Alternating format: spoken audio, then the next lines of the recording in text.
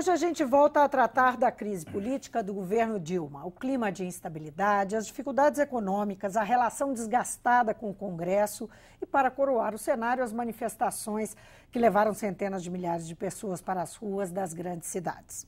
Conversa comigo o cientista político Carlos Ranulfo, da UFMG. Bem-vindo, professor. Obrigado. Ranulfo, como é que você vê esse cenário, especialmente depois dessas manifestações?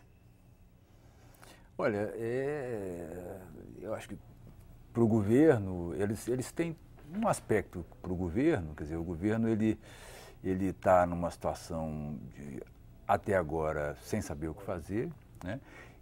Essas manifestações, talvez seja melhor dizer o seguinte, essas manifestações elas têm dois vetores, vamos dizer assim, elas trazem não é que seja um segundo turno, mas elas trazem um sentimento de uma campanha muito acirrada, né? A campanha, ela criou um sentimento... Ainda está no rescaldo... Sim, sem dúvida nenhuma, sem dúvida nenhuma. Por exemplo, esse antipetismo que a gente vê, ele se configurou claramente na eleição, né? A eleição foi muito polarizada, ele configurou um campo social que não quer o PT. O próprio PSDB usava isso, é preciso tirar o PT do governo. E algumas pessoas podem ter interpretado isso, inclusive assim, é preciso tirar o PT com eleição ou sem eleição, né? Mas então você tem esse rescaldo da eleição, mas esse rescaldo da eleição não seria suficiente, em hipótese alguma, para provocar o que aconteceu, por exemplo, domingo, né? A esse rescaldo somam-se o quê? Somam-se os desdobramentos da investigação da Petrobras, que são muito fortes, né? Você está falando hoje em desvio de milhões para enriquecimento ou para caixas de partido, não interessa, um desvio de milhões, e uma situação econômica que apresentou piora em todos os indicadores. Quer dizer, nós não estamos vivendo uma crise econômica, às vezes há um certo... costuma-se inflar a crise econômica. Nós não estamos vivendo uma crise, não é uma situação de descontrole. Descontrole é inflação a 1000%, inflação a 50%, né? São indicadores com problemas. Recessão brava. Não, nós temos inflação a 8%, vai ter 1 ou 2 anos sem crescimento ou crescimento. Não é a crise do fim do mundo, mas às vezes parece ser, né? Mas essas coisas se somam, então geram essa insatisfação. Quer dizer, tem um papel da mídia aí nessa a mídia sempre está aí, né? A mídia, no caso da crise, acho que ela infla a crise, né? A mídia, quer dizer, você pega o caso da inflação. A inflação vai esse ano passar do teto, mas ano que vem cai. Mas só se fala que esse ano ela vai passar do teto, mas não se esquece que ano que vem ela cai porque tem medidas que estão sendo tomadas para isso. Então, quer dizer, uma postura responsável é dizer o seguinte, olha, é preciso apoiar essas medidas e não ficar torcendo porque elas dêem errado. Né? O governo andou fazendo alguns movimentos, né, nos últimos dias. A presidente Dilma deu uma longa coletiva ontem, valorizando essa movimentação da rua com um tom bastante democrático, né, de que isso tem uma sinalização democrática de comportamento da sociedade e tal. Hoje, uma reunião, nessa terça-feira, uma reunião dos ministros, com o Temer, uma tentativa aí de aproximação com as lideranças e tal. O governo está fazendo movimentos, não é? Mas o que seria de verdade fundamental para tentar tirar aplacar esse clima de instabilidade? É difícil, aplacar você não vai aplacar, né? Porque essa conjunção de fatores que eu mencionei, ela vai se manter por um tempo. O antipetismo está instalado mesmo, e ele inclusive é intolerante, tá? Tem cenas de uma intolerância brutal, né? Tem a ver com o que está acontecendo com a classe média na Venezuela, por exemplo? Que é aquela coisa ressentida, o ressentimento, de classe, vamos dizer uma coisa, eu vou dizer uma coisa. As medidas sociais. Claro. Por exemplo, nem todo mundo que foi para a rua domingo é de direita, evidentemente. Ali é um espectro muito amplo. Mas a direita brasileira, da ditadura para cá, ela é uma direita envergonhada. Ela não tinha expressão, ela não tinha como aparecer. Collor foi um fracasso, Maluf foi um fracasso, a direita acaba tendo que votar em Fernando Henrique Cardoso para combater o PT. Essa direita é um amplo setor social ele nunca aturou muita coisa que aconteceu nesse país. Não atura cota universitária, não atura o Reúne, não atura o Bolsa Família, acha que isso tudo é paternalismo, é inchar o Estado e leva à corrupção. Quer dizer, você tem uma direita que agora vem para revanche. Esse negócio você não resolve mais. Está crescendo? Está instalado, existe um clima de polarização. É preciso, é claro, que haja bom senso nessa discussão. Tem que haver pessoas que entrem nessa conversa, né, e estabeleçam, o Fernando Henrique mesmo falou, é preciso aproximar da Dilma, é preciso haver conversas, né? Situações de polarização nesse sentido são sempre ruins para a democracia. Intolerância é muito ruim para a democracia. Destruir referências políticas é muito ruim para a democracia. Quem está fazendo isso pode não estar percebendo, né? Então, acho que o caso do PT é paradigmático. Só mesmo uma pessoa que traz esse antipetismo visceral consegue negar que o PT teve um papel fundamental em todo o processo pós-constituinte no Brasil. O PT incluiu milhares e milhares de pessoas que não se sentiriam incluídas, incluiu politicamente, pelo PSDB, pelo PMDB, milhares e milhares que votaram porque foram incluídas e depois incluídas socialmente. Então, destruir referências políticas num país, depois o que acontece? Você não constrói outras. Né? Agora, dizer, voltando ao seu ponto, o governo Dilma está errando, está cometendo erro atrás de erro, entende? E não adianta, acho que as declarações da Dilma não resolvem nada. Não resolve nada. Nem pacote anticorrupção? Isso pode resolver, isso ajuda. Mas o clima hoje é de tamanha animosidade que as pessoas vão bater panela, né? Vão bater panela. É claro que bate muito mais panela na Zona Sul do que em outro lugar, né? Esse troço tem perfil de... O The Guardian, da jornal inglês, fez uma comparação muito interessante. Diz que as manifestações de 2015, em relação às de 2013, são pessoas mais idosas, mais brancas e mais ricas. Está certo.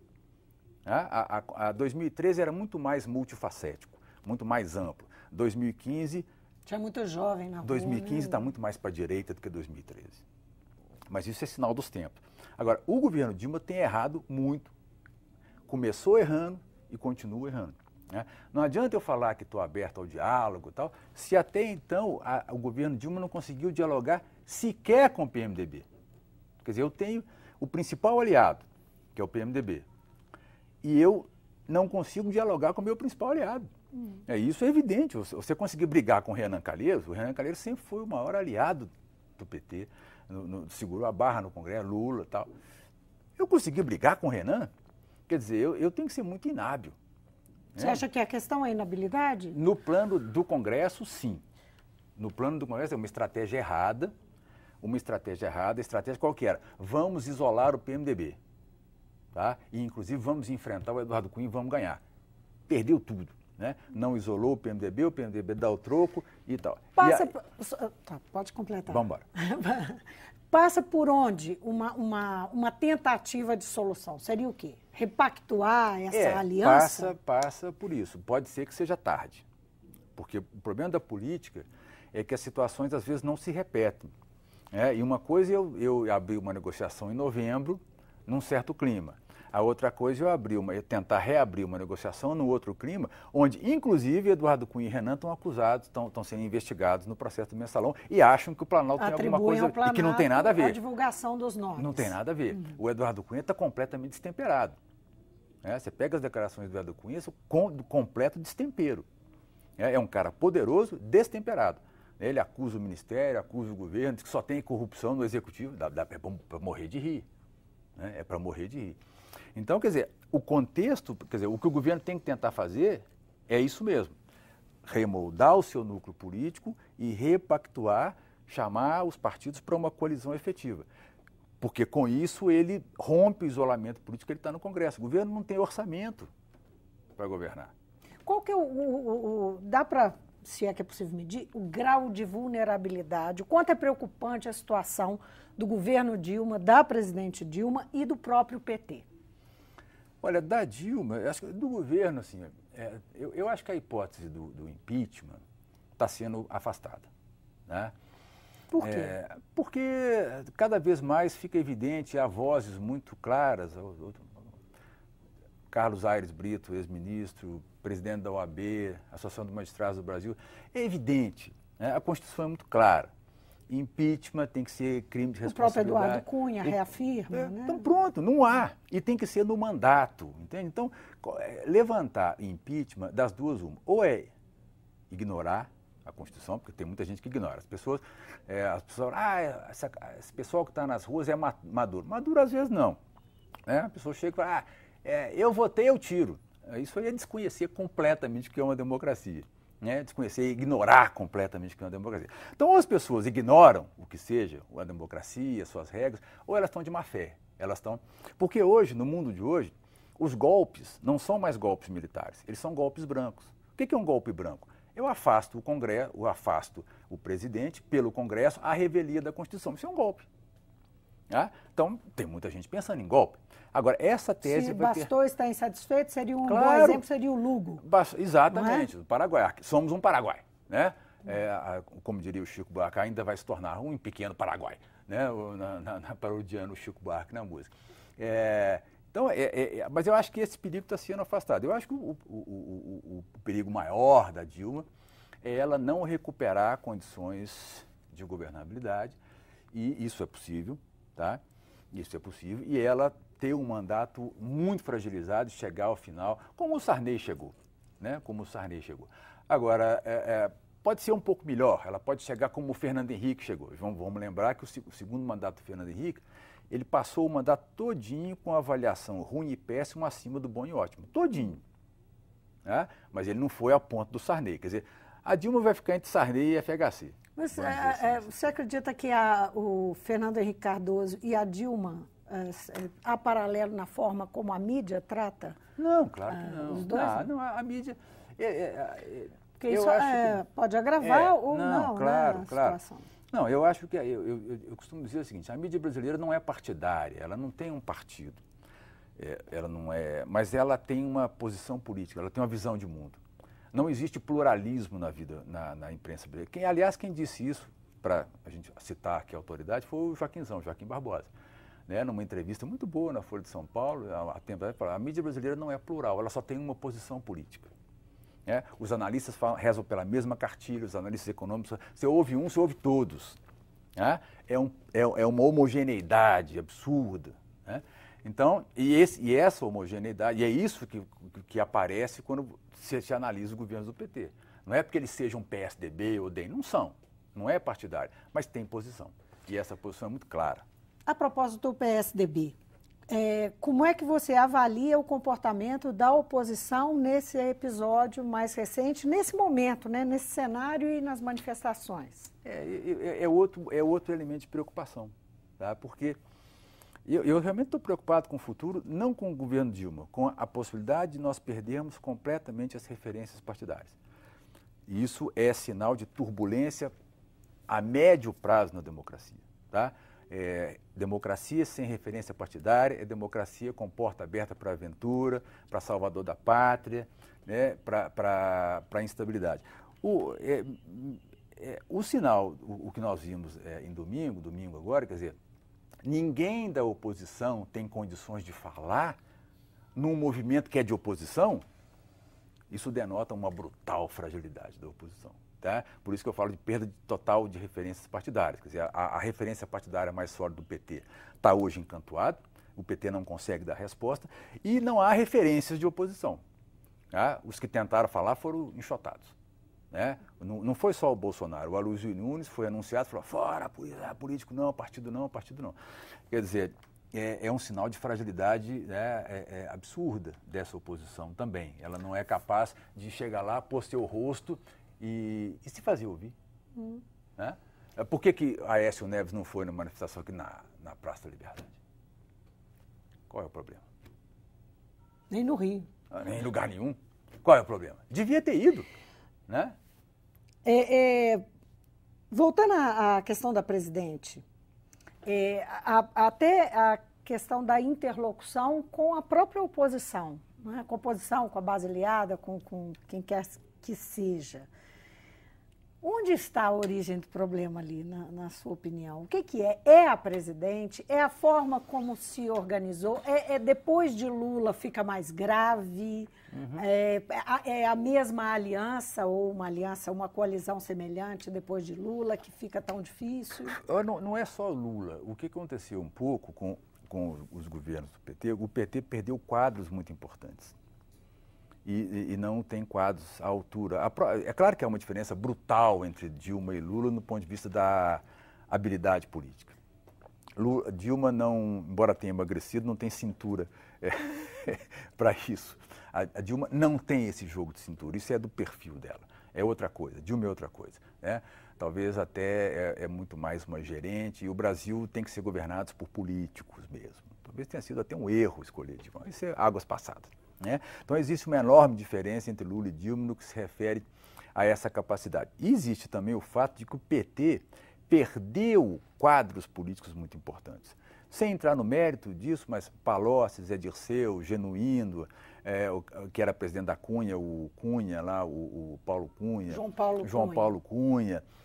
São quadros muito importantes que você não substitui de uma hora para outra. Quer dizer, se você olha hoje o que a Dilma tem disponível para articulação política, é precário. Né? Não tem bons quadros. O grupo que está em torno, quer dizer, não é só culpa da Dilma. O grupo em torno da Dilma não tem sequer coesão política. Há linguagens diferentes ali dentro. E há também falta de habilidade ali dentro. O PT está se esfacelando, é isso? Olha, o PT está vivendo uma encruzilhada. Né? Uma encruzilhada. Eu costumo dizer que o PT paga pelos seus acertos e pelos seus erros. Ele criou inimigo tanto pelos seus acertos, como criou inimigo pelos seus erros. E tem inimigo que juntou as duas coisas. Criou inimigo pelos seus acertos porque, quando ele criou cotas, o PT criou muito inimigo ideológico. Né? E não é desde que ganhou a prefeitura. Né? Desde que o PT surgiu como possibilidade real, surgiu o antipetismo. Né? Então, e o PT ganhou inimigo pelos seus acertos, por propor inclusão social. E agora está ganhando inimigo pelos seus erros. E o erro mais crasso do PT é entrar em determinados esquemas que são tradicionais da política brasileira. Cedido, né? Ao que... Exato. Ao jogo que é dado aí. Por exemplo, o caso da Petrobras. O PT não criou esse esquema da Petrobras. O esquema da Petrobras é um esquema que tem... O Barroso diz isso. Começa lá atrás, é um esquema de enriquecimento, né, de conluio entre funcionários e empresas, de enriquecimento mesmo, não tem nada de político nesse sentido. Né? O PT, ao que tudo indica, entra, o PT, o PMDB, o PP, entram nesse esquema. Né? Não devia ter entrado. Entende? Você fala em encruzilhada. Encruzilhada assumir um caminho. Encruzilhada por quê? Porque o PT, ele perde completamente o seu discurso em relação com a coisa pública. Ele já tinha perdido parte desse discurso com o mensalão, se manteve até agora, porque teve bons resultados. O eleitor é sempre o eleitor, né? Não vamos achar que o eleitor é a retidão ética. Né? O eleitor, a classe média, que hoje está bravinha e tal, sei o quê, se ela estivesse bem, ela estava batendo palma. Isso aí não tem nenhuma ilusão em relação a isso. Tá? Isso aí não tem conversa sobre isso. Não tem esse negócio.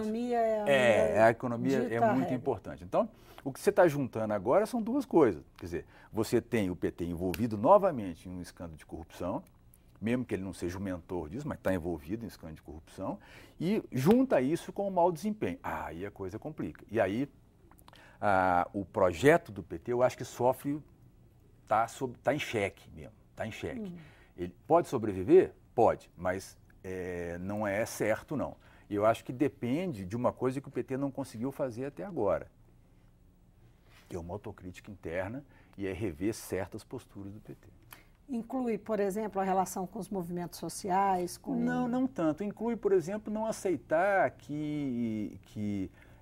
não aceitar um comportamento que um tesoureiro, ou seja, não aceitar que um tesoureiro, porque ele participa de um núcleo,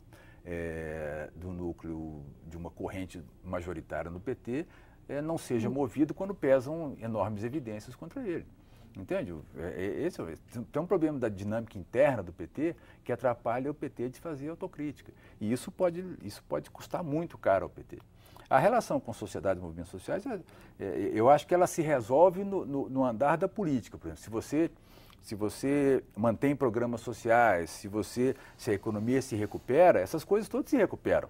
Uhum. Né? A questão que está em xeque hoje, porque, veja bem, nós tivemos um mensalão. O mensalão foi um sinal, foi um aviso. Aí depois do mensalão você repete, não é a mesma coisa, são coisas diferentes, não dá para a gente analisar isso aqui. Mas há erros, há uma reincidência, é preciso, o partido não pode... Você diria que mais do que o governo Dilma está em xeque, está o PT? Exatamente. Aliás, o governo Dilma passa, o PT deveria ficar.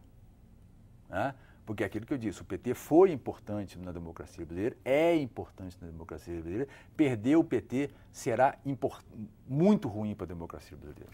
Só para a gente finalizar, como é que você vê o PMDB nessa configuração? Olha, o PMDB ele tem um papel, por exemplo, às vezes as pessoas me perguntam, mas será que o PMDB não quer o impeachment? Que aí o Michel Temer assume? Eu digo que não, porque o PMDB não quer governar. Né? O PMDB, e essa é a grande... Mas ele está dizendo agora que quer participar da tomada de decisões. Isso é outra coisa, isso também é discurso, né? Isso é outra coisa. É muito melhor eu me aliar ao governo, eu ocupar espaços de poder no governo, mas não assumir responsabilidades governativas, as responsabilidades ficam para o presidente e não para o seu aliado. E, eventualmente, se o governo Dilma estiver muito ruim no finalzinho, eu apoio o PSDB. Né? E eu falo assim, eu sou o partido da governabilidade. O jogo do PMDB é esse. Ele tem tamanho suficiente para usar esse tamanho como um ator que a gente chama de um partido mediano, quer dizer, o partido sem o qual você não consegue maioria no Congresso. Né? Ele usa esse tamanho para isso. Agora, não peça o PMDB para governar, porque ele não vai saber o que fazer. Luz no fim do túnel? Tem? Sempre tem, de manhã, todo dia. Não, eu acho que é um cenário preocupante. E insisto, não é por causa do governo Dilma. Eu acho que engana-se quem acha que intolerância, polarização e perda de referências ajuda a democracia, atrapalha a democracia. Então, esse discurso da presidente é um discurso institucional, quando ela diz que o povo na rua... É um discurso institucional. Ela não tem... Eu digo o seguinte, o pronunciamento não adianta, porque o pronunciamento não resolve essa crise, entende? É preciso mudanças, medidas práticas ou mudanças efetivas. Discurso não adianta a essa altura. Discurso as pessoas já ouviram. Mas o significado das pessoas na rua está mais para preocupante do que expressão de democracia? Essa que é a questão. A Dilma fala em diálogo. Então ela tem que realmente começar por recompor a conversa dela com os partidos. Enquanto ela não fizer isso, é só discurso. Com a sociedade, ela vai ouvir. Agora, vai ouvir quem quer ser ouvido. Né? Quem está gritando fora Dilma não quer conversar. Né? Conversa precisa de dois, tá? Um tem que querer que ouvir. Se um não quer ouvir, não tem conversa. Professor, que bom que você veio. Obrigado por ter vindo. Eu conversei com o cientista político Carlos Ranulfo, do Departamento de Ciência Política da UFMG. O nosso assunto aqui, o cenário de crise política, de instabilidade que o governo Dilma enfrenta. O Mundo Político fica por aqui. Obrigada por nos acompanhar e até o próximo programa.